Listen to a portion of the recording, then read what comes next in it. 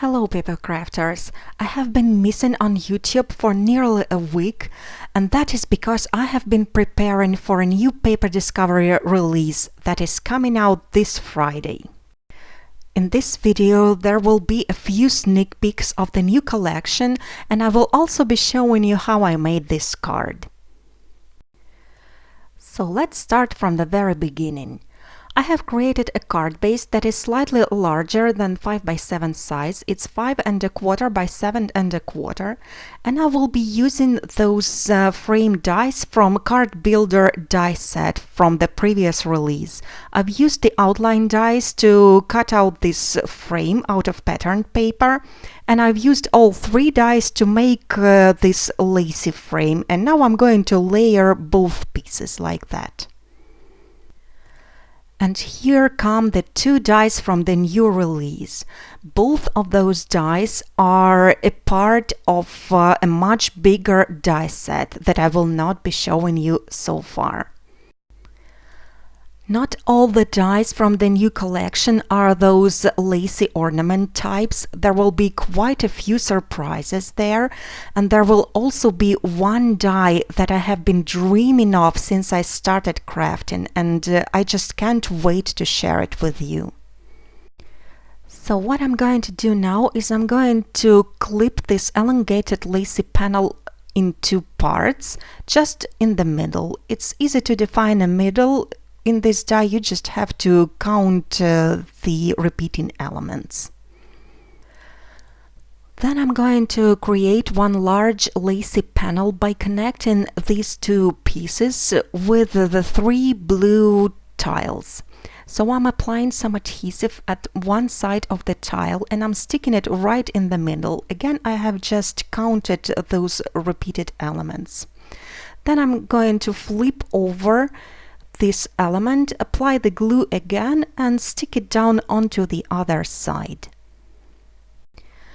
Next I'm going to stick down the 2 remaining squares by applying the glue onto 3 sides, and you see how well those dies coordinate.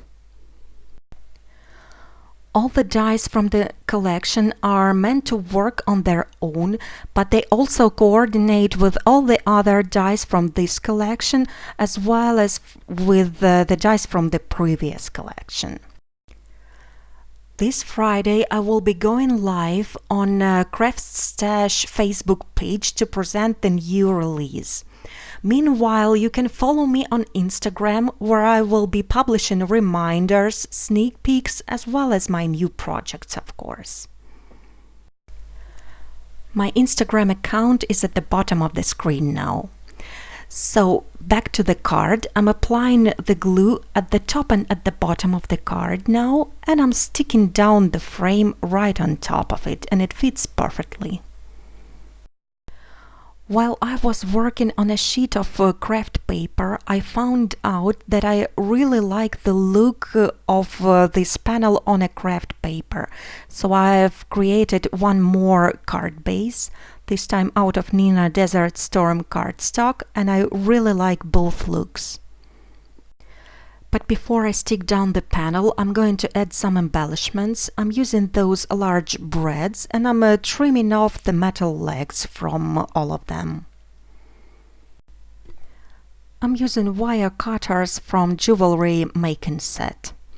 Now I'm going to apply some hot glue onto each of the beads and I'm sticking them down into the center of each tile. Then I'm going to flip the panel over and attach some foam tape all around the frame. I really couldn't decide which card base to use because I love both looks equally.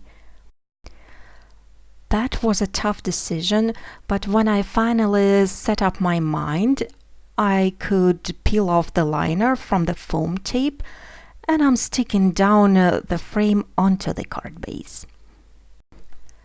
I have chosen the cream one, although I know a lot of people would disagree.